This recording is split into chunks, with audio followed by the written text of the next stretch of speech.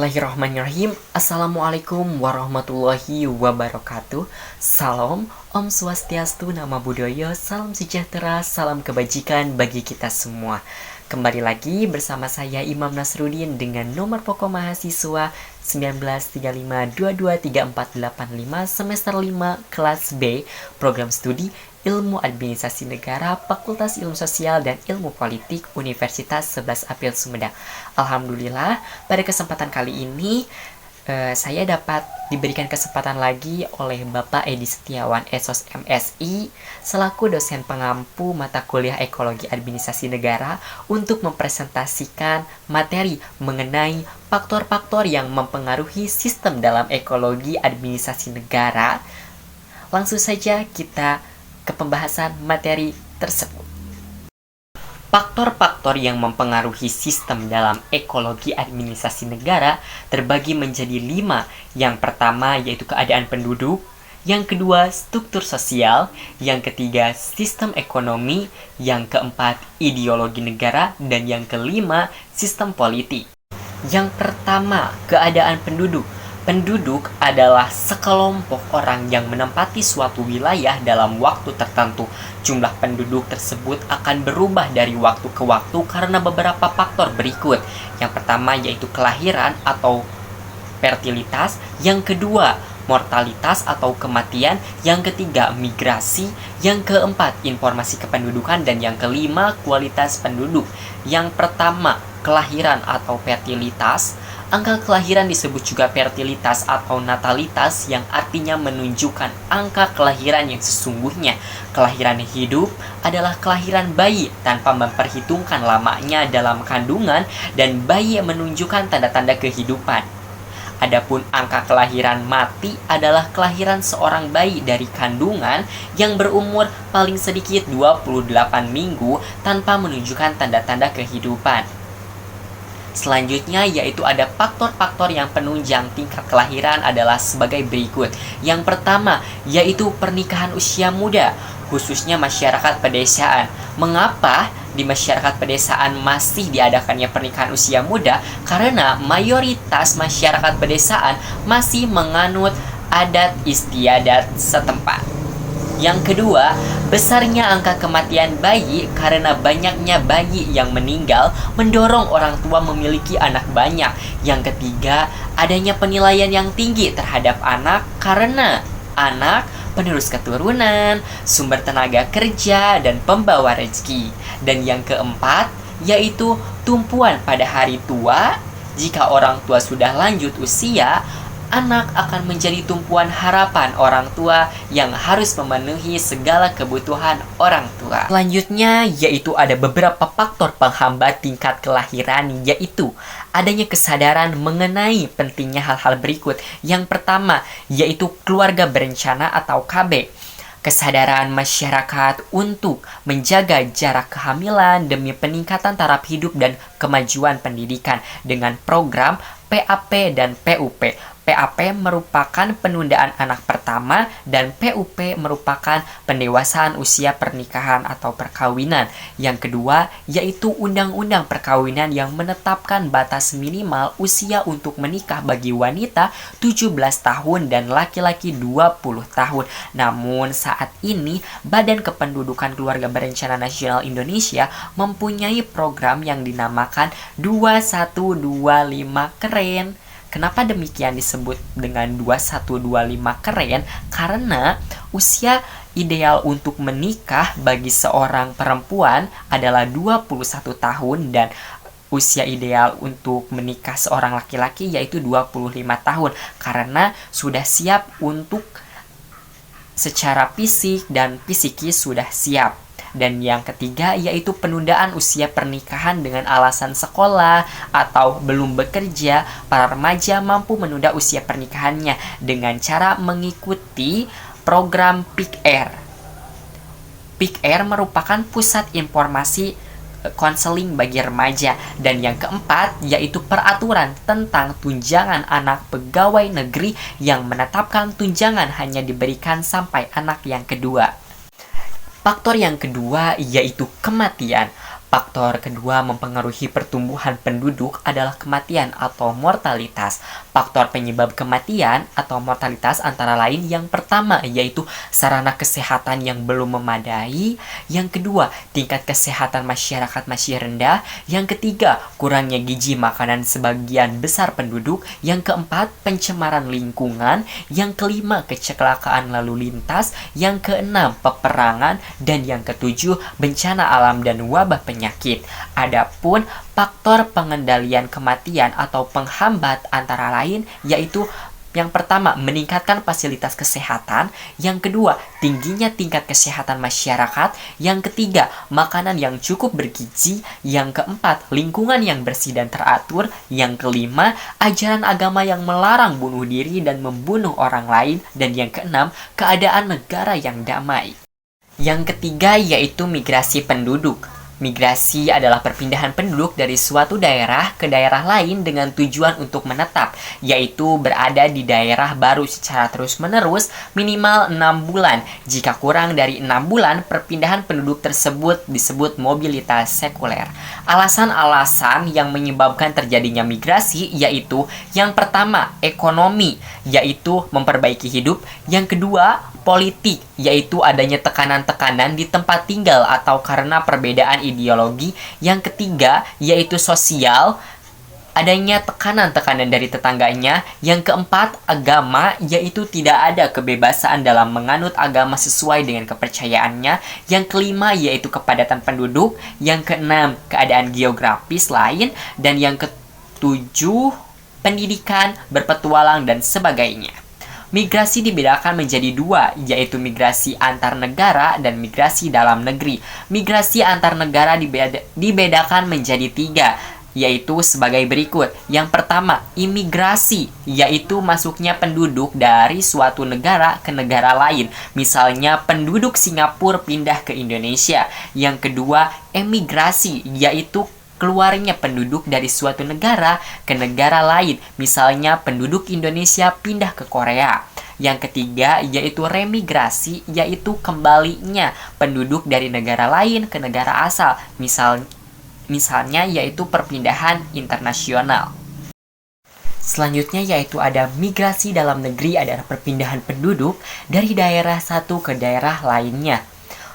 Masih dalam satu negara, migrasi dalam negeri terdiri atas sebagai berikut. Yang pertama yaitu transmigrasi, adalah perpindahan penduduk dari satu pulau atau provinsi yang padat penduduknya ke pulau atau provinsi yang jarang penduduknya.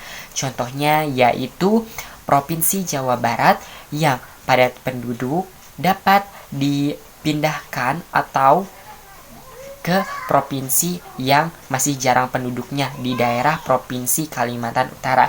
Yang kedua yaitu urbanisasi, adalah perpindahan penduduk dari desa ke kota dengan tujuan mencari perbaikan hidup. Ada dua faktor penyebab urbanisasi, yaitu faktor pendorong dan faktor penarik. Faktor pendorong atau daerah asal yang pertama yaitu semakin sempitnya lahan pertanian di desa. Kedua, sulitnya lapangan pekerjaan di desa. Ketiga, upah kerja yang rendah. Yang keempat, kurangnya fasilitas, sarana dan prasarana di pedesaan. Yang selanjutnya yaitu ada faktor penarik terdapat di kota. Yang pertama yaitu di kota lebih banyak lapangan pekerjaan. Kedua, adanya sarana dan prasarana di kota yang memadai dan lengkap. Yang ketiga yaitu kota merupakan pusat berbagai aktivitas. Dan yang keempat, upah kerja yang lebih tinggi. Yang keempat yaitu ada informasi kependudukan. Informasi kependudukan dapat diperoleh melalui kegiatan sensus, registrasi penduduk, dan survei kependudukan.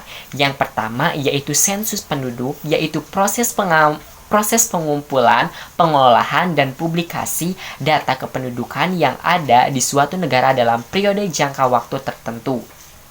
Sensus penduduk yang dilakukan terdiri atas dua jenis. Yang pertama yaitu sensus de jure, artinya pencacahan yang hanya dilakukan kepada mereka yang tinggal di wilayah yang bersangkutan. Dan yang kedua yaitu sensus de facto, yang artinya pencacahan yang dikenakan kepada penduduk yang ada di suatu daerah ketika dilakukan sensus penduduk.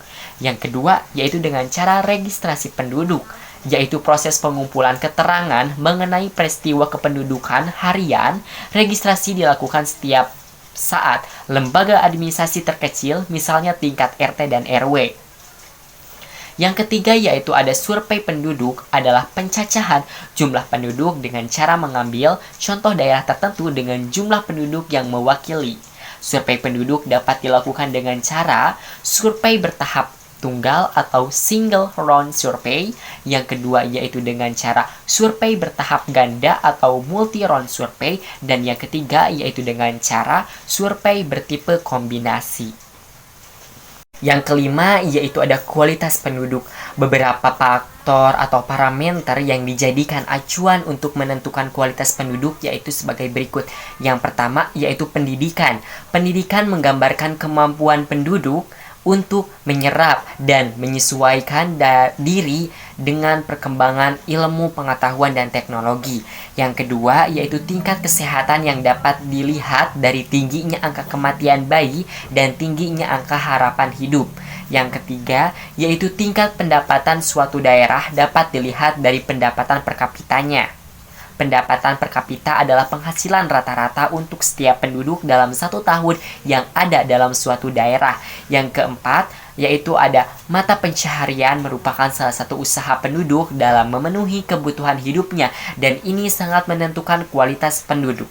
Kedua, yaitu ada struktur sosial. Struktur sosial adalah susunan yang ada dalam lapisan masyarakat yang dimana hal tersebut sangat bertujuan untuk mempermudah dalam memberikan beragam tugas dan tanggung jawab kepada perorangan atau kelompok agar terciptanya ketertiban atau keteraturan sosial dalam hidup. Struktur sosial atau social structures dan kelas sosial atau social class yaitu bentuk kelompok dalam masyarakat seperti keluarga, sekte agama, partai politik, koperasi atau kelas sosial yang sangat berpengaruh dalam perhimpunan terhadap administrasi negara yang sangat kuat sehingga administrasi negara tersebut bersifat asosiasional. Sifat asosiasi dari administrasi negara itu akan paralel dengan sifat asosional administrasi niaga. Asosiasi yang dibentuk ini kadang-kadang dianggap sebagai penyokong, supporter, dan media untuk menyampaikan maksud rencana pemerintah kepada anggota perhimpunan. Yang ketiga yaitu sistem ekonomi. Kehidupan ekonomi adalah tingkat produktivitas penduduk yang tinggi karena pengaturan institusional yang rapi yang mendorong seorang untuk bekerja. Yang pertama yaitu ada pengaruh langsung dan yang kedua ada pengaruh tidak langsung. Pengaruh langsung dibagi menjadi 3 konsep. Yang pertama yaitu konsep komoditi. Tenaga kerja dianggap sebagai komoditas barang dagangan yang harganya berupa gaji atau upah. Yang kedua, konsep kebebasan memilih dalam administrasi negara. Dalam hal ini administrasi kepegawaian, pegawai menjual jasa-jasanya untuk mendapatkan pembayaran yang terbaik. Yang ketiga, yaitu konsep kebebasan kontrak. Di pasar, orang bebas untuk melibatkan diri pada kontrak untuk membeli atau menjual barang dan jasa menurut syarat yang disetujuinya. Yang selanjutnya yaitu ada pengaruh tidak langsung. Ekonomi yang semakin berkembang dengan titik berat kegiatan pada industri, perdagangan, dan jasa memerlukan pengetahuan dan campur tangan administrasi negara. Campur tangan tersebut antara lain berupa pengawasan proses industri untuk keselamatan para pekerja atau pegawai dengan mendirikan inspeksi pemburuan, perlindungan konsumen dengan mengawasi dan menjamin mutu hasil reproduksi dan jasa-jasa. Yaitu ada ideologi negara. Ideologi merupakan pandangan, keyakinan, atau kepercayaan, adapun administrasi negara merupakan pelaksanaan kebijakan publik. Pada dasarnya, ideologi tercermin dalam administrasi negara. Negara Indonesia memiliki ideologi Pancasila. Semua agama di Indonesia dinaungi oleh Departemen Agama yang dilengkapi dengan seperangkat administrasi negara. Hal ini mencerminkan sila ketuhanan yang Maha Esa.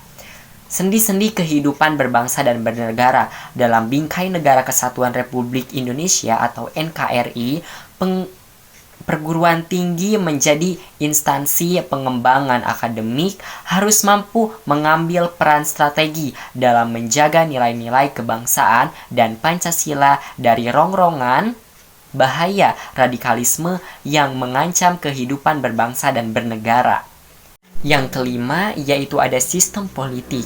Ahli-ahli politik atau ilmuwan politik atau political science memusatkan perhatian pada demokrasi dan totalitarisme. Ada kesamaan paham antara political scientist bahwa administrasi negara disubordinasikan kepada penguasaan politik. Ada pihak yang memberikan dasar-dasar pembenaran bagi paham demokrasi dan menyerang paham totaliter. Tetapi sebaliknya ada pula yang memberikan dasar-dasar pembenaran bagi paham totaliter dan menyerang paham demokrasi. Namun, perlu dicatat bahwa pembela paham demokrasi dan pembela paham totaliter itu sama-sama berpendapat bahwa administrasi negara merupakan alat perlengkapan yang ada di bawah pengawasan organ politik yang sedang berkuasa. Wajah administrasi negara sebagai polisi atau execution. Dan yang dapat saya sampaikan dalam video pembahasan kali ini. Mohon maaf apabila masih banyak kekurangan karena saya masih dalam tahap pembelajaran, dan semoga setidaknya dapat memberikan manfaat bagi rekan-rekan semuanya yang telah menyaksikan video pembahasan yang telah saya sampaikan. Saya Imam Nasruddin, saya pamit undur diri. Sampai jumpa di video pembahasan materi selanjutnya. Wabillahi taufiq wal hidayah. Wassalamualaikum warahmatullahi wabarakatuh.